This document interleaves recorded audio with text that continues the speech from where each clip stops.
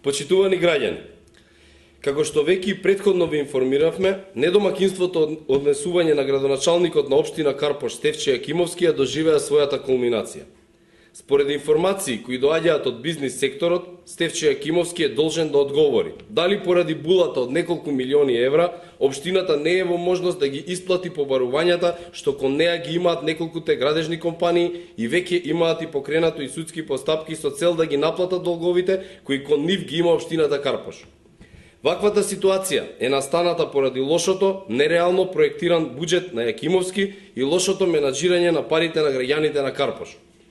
Но за разлика од градежните компании, Јакимовски не должи ниту денар на невладините организации за кои минатата година биле предвидени средства од буџетот на општината.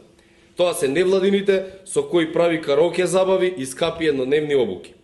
4 години не направи ништо за Карпош. Сега на залезот на неговата градоначалничка и политичка кариера најавува изградба на плоштади, паркови и што и уште не. На кое уводо до сега спиевте, господин Јакимовски? Што правивте изминатите 3 години, освен што организиравте скапи караоке забави и фрлавте пари по сомнителни невладини организации?